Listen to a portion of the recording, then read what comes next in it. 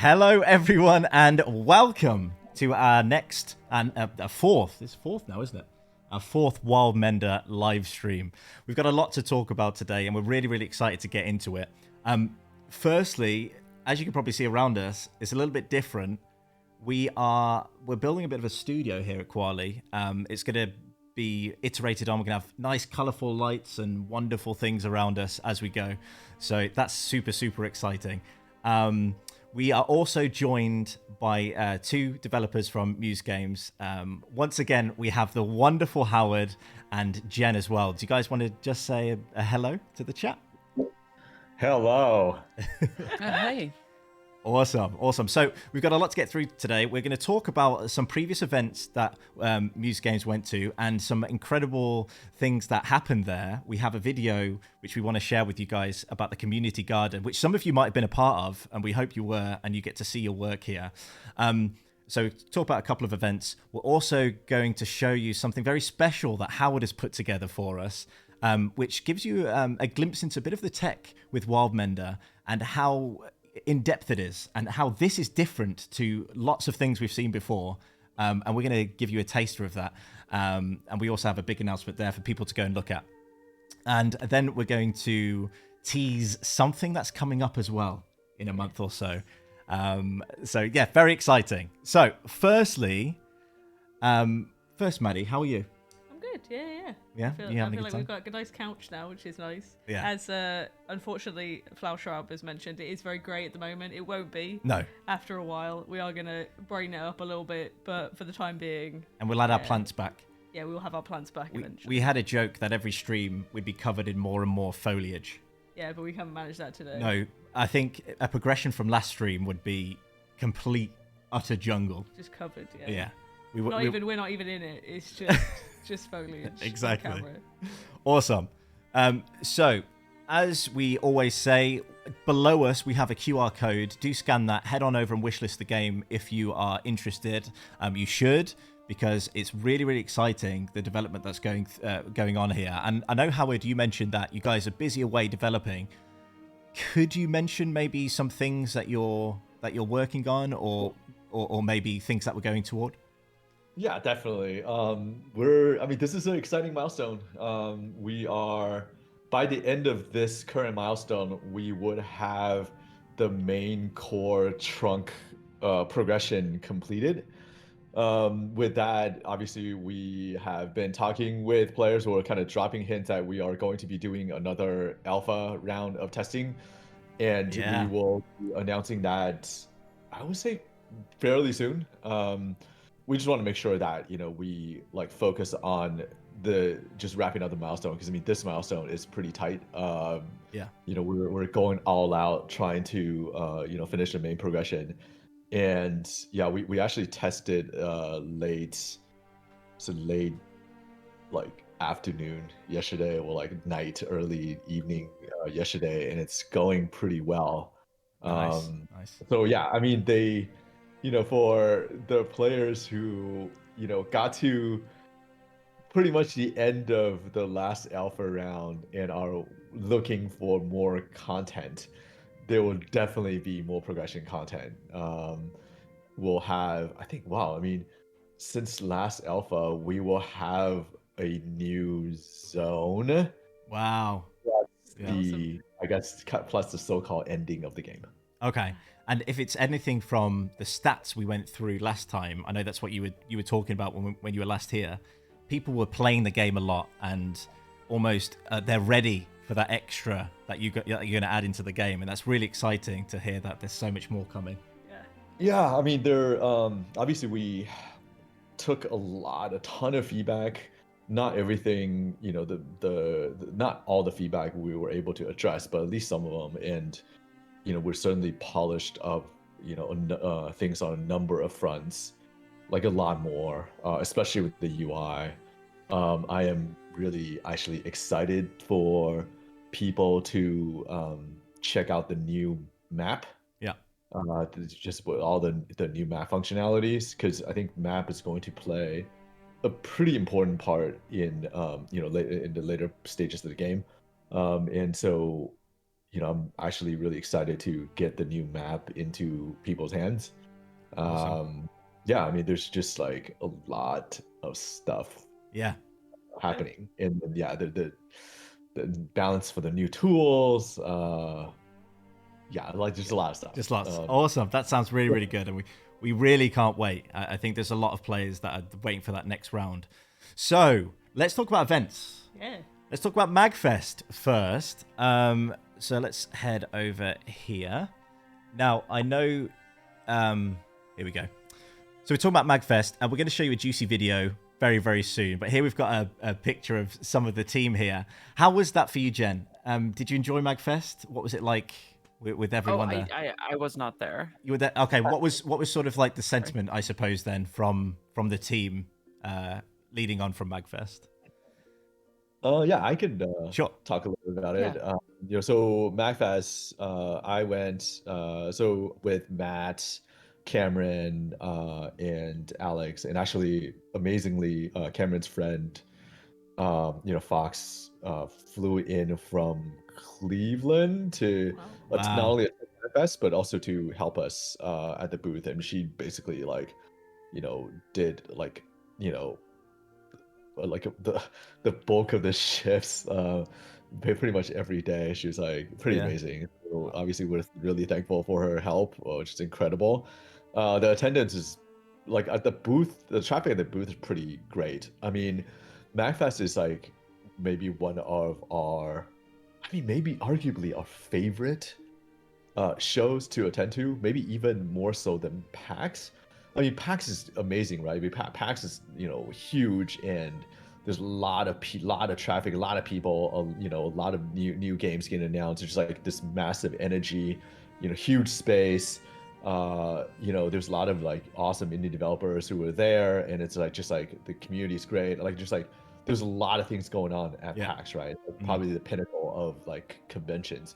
But MagFest is more intimate. It's all like it's basically a fan convention. It's like all gamers. Yeah, it's indie focus. So like in aside from the arcade area and the artist alleys and some music venue and whatnot, like really all the games that are shown there are indie games. So it's actually pretty incredible. And just because like the space is like it's at the National Harbor, like Gateway Resort, so the people are basically like in that space, and so it's like a more enclosed area. Okay. So like the atmosphere is amazing. Well, look at yeah, and looking at these pictures that you guys took, it seemed really crowded and buzzing around the booth, and that's, I think, definitely what you guys were looking for. And yeah, definitely. There's ebb and flow, but generally there's like people playing at the at our booth like pretty much constantly. Yeah, it was great. I mean, the what's like really awesome was that with Wildmender, especially because I think with Wildmender, it's longer form play. It's not like, oh, people play for a couple minutes and then they just like leave, right? Yeah. Get a quick kill and they just leave. So the people who play, I think just with MagFest, it's like the atmosphere is also like very like chill. So people get to like, I would say they want to spend more time with each game, and they did. And so like, they were able to like, invest 10, 20, sometimes even like half an hour, at the booth. And granted, I mean, we want to cycle through people, right? But then we also just let people play, and it's like pretty amazing. And it's just amazing to watch people play. And what we did that is a little bit different from past cons was that we just let the game run. Okay. And with Mac, you can basically just do that, right? Because they have hours, but you can basically let the game run like all the time. But we just let the game run and let players come by and play, and we'll teach them how to play. Yeah. So people don't have to like replay the tutorial and whatnot. And so the save was persistent. Everybody from MagFest is like hundreds of people, whatever, they play on the same save. And so we just have them build the same garden.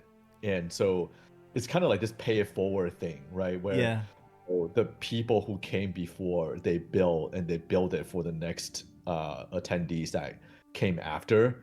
And so it's like this really amazing experience. When we tell people that, people get really excited. They want to come and they want to like spend 10 minutes, spend 20 minutes and actually just like, you know, build incrementally, dig the channels and, you know, plant the next crops, you know, adventure and get to the next outpost. And then, you know, when they leave, you know, they leave it like for the next player. It's kind of a really cool community feeling. And people really like got excited over that. And so over time, yeah, I think you're gonna show the video. But over time, like Well, they let built a massive garden. let me show it now, and we can talk through it as we go. So this is the community garden. There's actually some coherence. Like, you know, people may be building like a section of the canal, and somebody would just take it and try to extend it. Right. Like you see, like long canal, they must be built by tens of players over the course of, you know, actual hours, right? Yeah. And then yet there's actually some coherence to what people are doing. It's kind of like intuitively, oh, somebody built like digged a canal, like maybe a little bit, like dig like a water channel, maybe like, you know, just like a little bit, right? And then someone else will take it, it's like, oh, okay, I could just extend it more. And they just keep extending it and building it and whatnot. And there's actually some coherence to like, you know, what everybody's doing. And maybe that's like the most amazing part. Do you think that's a testament to sort of the player base and how it is very collaborative and people enjoy being in each other's worlds and exploring and building together? Yeah, maybe there's that, but maybe it's just like this kind of like innate human, I don't know, intuition or something. Like people just like intuitively should understand or can predict what other people want to do, you know, and just kind of carry it on.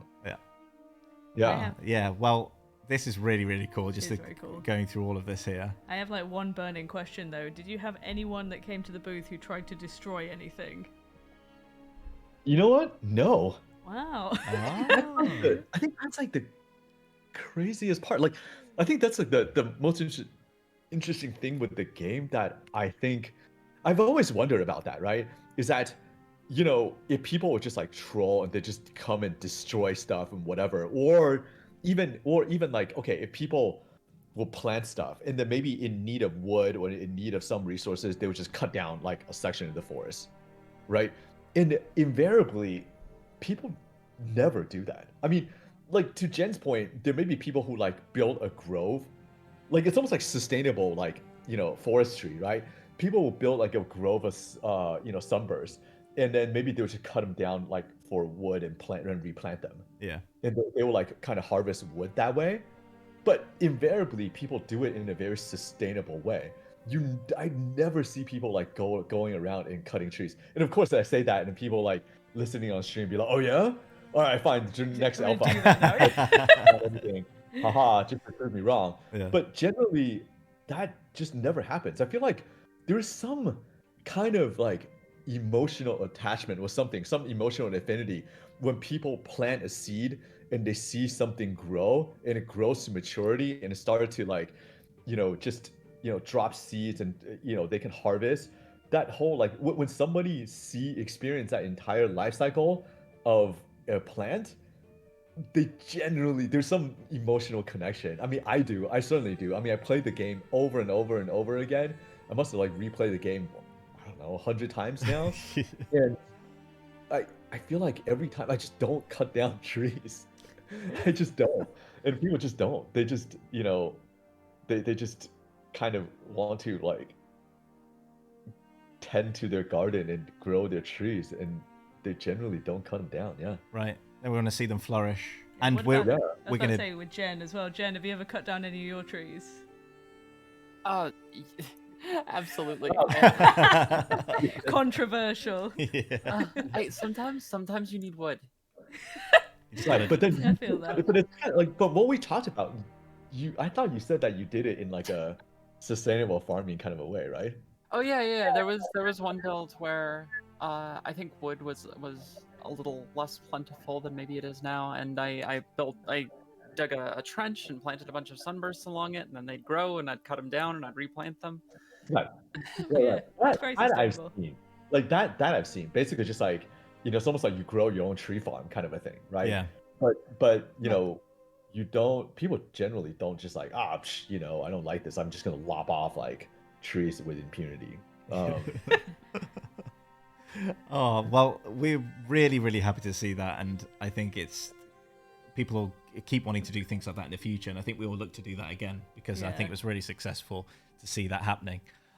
Now, of course, we did go to another event as well. Maddie, do you Yeah, wanna... I wanted to sort of ask is how did you find? I don't think you and Jen were able to go. Howard and Jen, you were able to go to the event, but the Taipei Game Show. Did people have a similar attitude in terms of sustainability, or did you find, from a sort of, I guess, a cultural perspective, was there a different attitude towards harvesting resources from being at that event? And how did the event go? How did you find the response was at Taipei Game Show? Yeah, so you know, our like team in Taiwan, like so we have have you know, a team that we work with in Taiwan, that you know, so basically I think everybody like went and it was awesome. Like Taipei Game Show is, you know, also like a really cool and maybe underrated show. I mean, I don't know, it's underrated in Asia, but certainly like it doesn't, you know, in you know, in America and Europe, it's lesser known than say like Tokyo Game Show or, you know, some of the other like maybe bigger shows in Asia. But you know, it's actually pretty big, and it's kind of great because it's, you know, fairly international. You have players obviously predominantly like, you know, people from Taiwan who are, you know, Taiwan's like actually a pretty massive you know, gaming market, but you have people from Taiwan, but you also have people from like the rest of Asia, people from like Europe who travel there to attend the show. So it's actually, you know, fairly like international, which is pretty awesome. Yeah. We got a space in the I guess the kind of the indie area. And you know, usually with the Asian booth, as you guys know, they are a lot smaller, so it's just like kind of like a small table size setup. We actually were able to set up 2 stations, just running on 2 laptops, which is pretty awesome.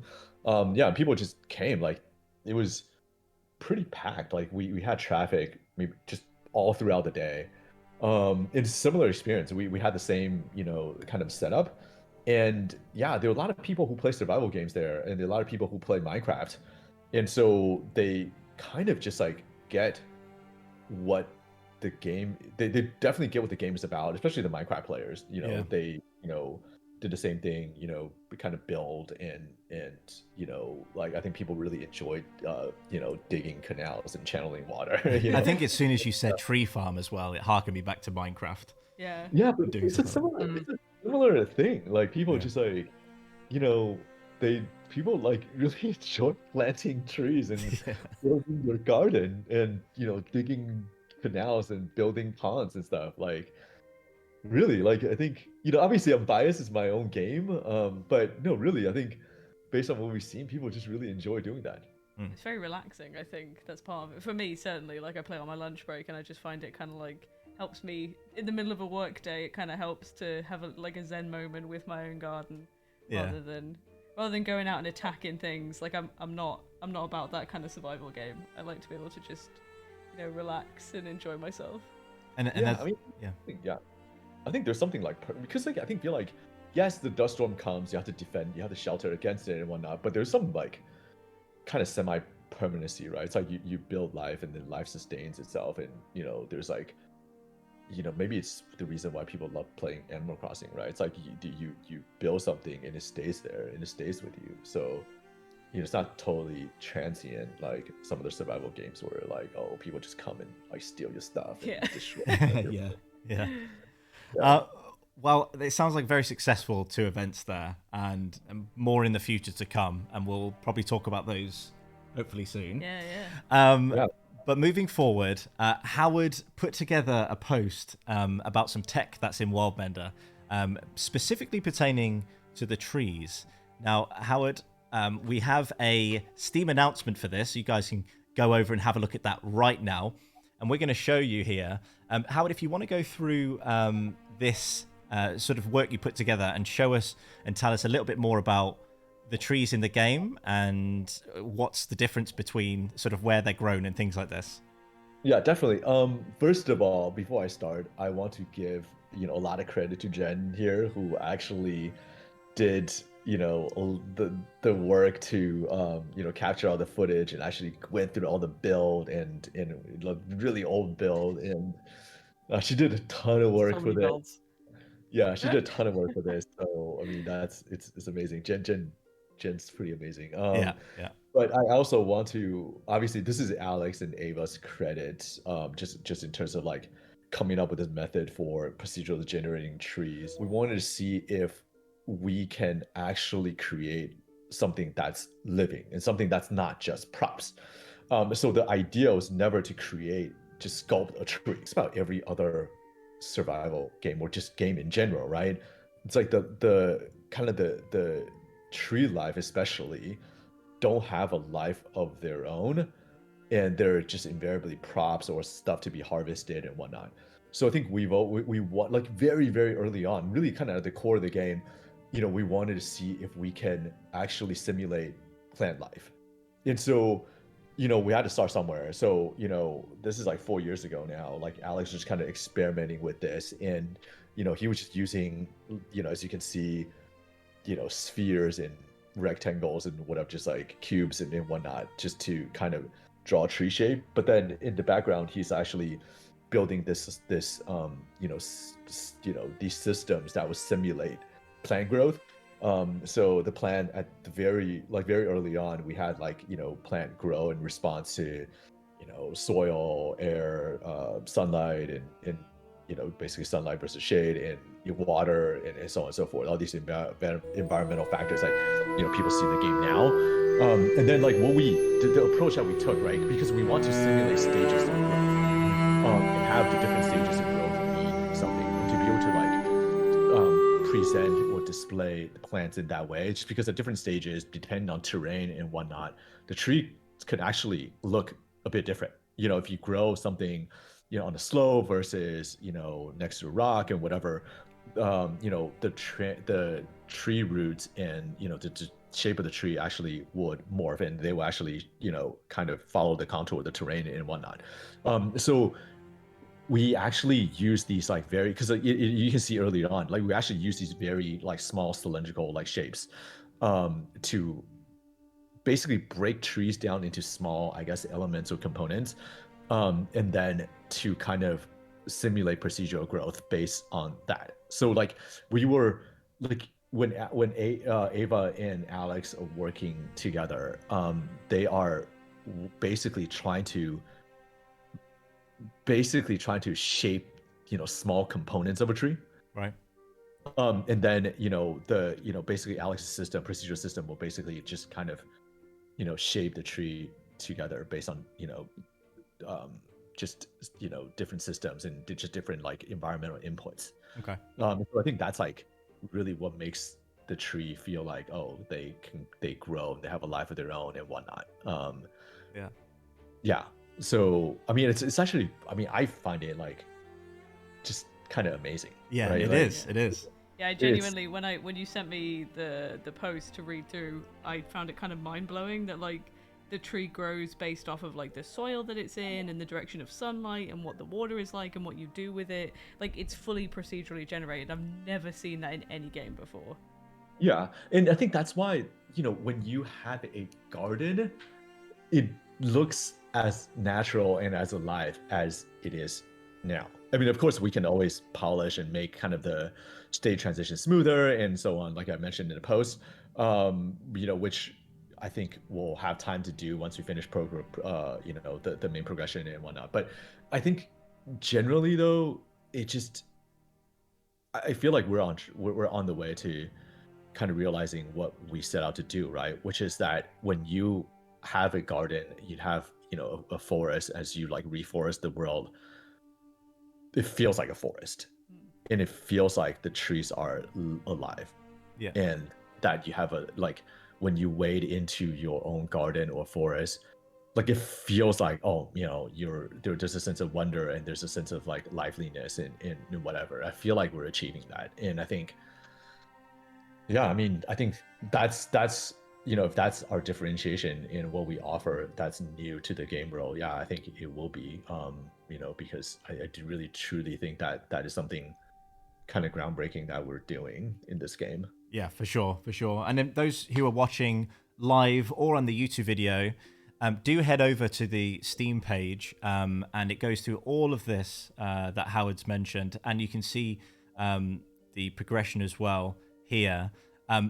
And whilst you're on this page, do head on over to that wish list button. Yes, please. Make sure you're wish listing, because as Howard said, stuff like this doesn't happen often in games, or at all. We've not seen anything like this, and it's something that we really do need to look forward to. And I know that Howard has something else to tease for next month. Give us a taste of what you're planning.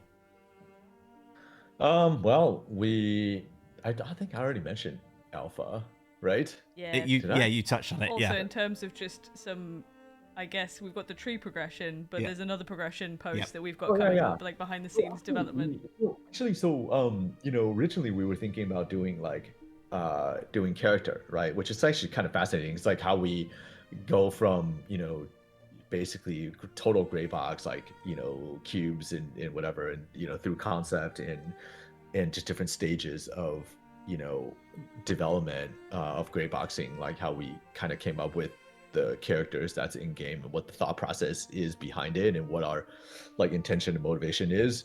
But I think we're actually going to, having said all that, I think we're actually going to sit here and do something on water first. Right. Nice. Because water is kind of the life source in the game, right? You start off in an environment where there's hardly any water. And how do we create water, make it flow, and have it look like water, have it sort of have a fluid system where it's it just sort of flows in how you shaped it with how you shape the terrain. I think that's actually pretty fascinating for us to talk about. So I'm actually going to spend some time to do that first before characters. I think that's actually more interesting than characters. Okay, awesome. Well, cool. That's gonna be something There to. will be. And Jen, I'm sure you're looking forward to going back through the old builds again to look at the water. Well, yeah.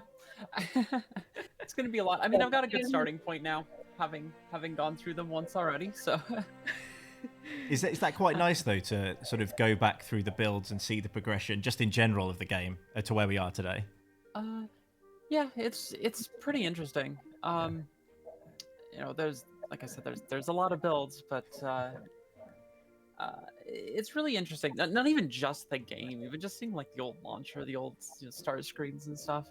Yeah, I think is really, really interesting to see that history. It's really cool. For me, it is just sort of this. I don't know what the feeling is, right? It's just kind of we have been laboring for so long. I remember when at the time when we were doing this, we were still we were still obviously still working on the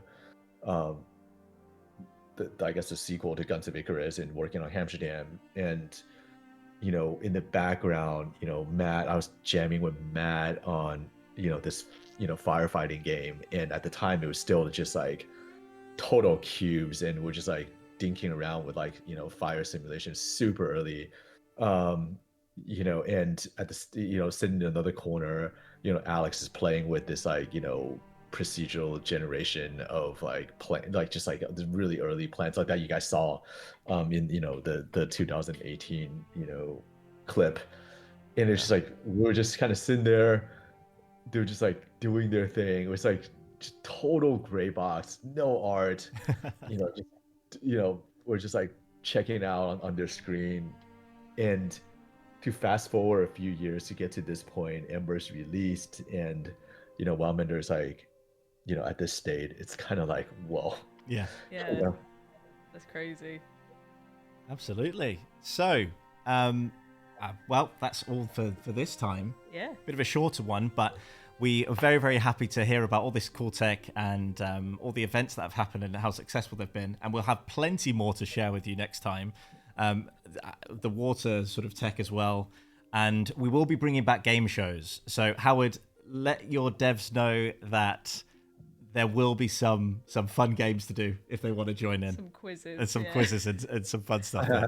Awesome. So thank you again to Howard and Jen for being here. Thank you for the chat. Guys, I hope you had a good time watching everything and hearing about more in depth into the game and the tech and things like this. This will begin up on YouTube, so there's another opportunity to watch it for sure. And once again, all the socials at the bottom. Yes, yeah, and I would strongly recommend if you want to take part in the next alpha, please join the Discord. We tend to give Discord members early access to the sign up, so it means you're more likely to be chosen as an alpha tester if you join the Discord. Yeah. Awesome. Yeah, I mean, for the next alpha, if you guys sign up, you will be able to play through the entire progression, the main progression. Yeah, So yeah. That's big. And as well, if you have any clips from any of these, when you play the alpha or any builds, if you have clips of gardens or things you've done that have been interesting, do post them on the Discord, pictures, anything. We love to see it. And you'll be showcased probably here on the stream for those people to enjoy them too. I think, wait, before I leave, before we adjourn, I just want to kind of maybe tease and set this up for a second, just say that at the end of the game, right, like the very, very end of the end sequences of the game, see if Jen agrees, you'll go through some emotional ups and downs. Okay. There'll be some highs and there'll be some lows. And I think, you'll be like, oh my God. I think, I don't want to tease too much, but then there's going to be, some moments where we'll be like, oh my God, this is, Oh, That's a good everything's tease. ruined. And Everything's ruined. And for those of you who want a bit more of a teaser into the story as well, we do have some YouTube videos where I believe it was Matt who talked through the story. And Cameron. So do check those out. You get a little bit of a teaser there too, but I know they didn't give away too much. So, Howard's also putting us on the edge. So we shall see, yeah. do be on the Discord. Do wishlist the game. Get ready for this because it's going to be very, very cool. And it sounds like a emotional journey. Yeah. Yeah. I think I have been playing this game obviously for a while, and I've played every single build. There was one piece of amazing asset, that end game asset that for the longest time is sort of like the culmination, and that's like kind of turned on its head. And for me, especially kind of like I've seen that piece of asset for a long time, and it's being like used in this new way. I definitely feel like emotionally like affected by it. Oh. And then to see like what happens at the last what we're going to do at the last sequence. I think there's going to be like probably a little bit of shock, be like, oh my God, how can you guys do this to us? No, don't spoil that. Right. But you guys, but people just have to play it all the way through the end, the very, very end. Okay. To see it. So, Cool. yeah. Awesome. So we want to see videos, maybe some reaction videos, if you guys want to do that. I know we've got a couple of the Kwalee crew in chat. When playing it, give us your reactions to what's happened.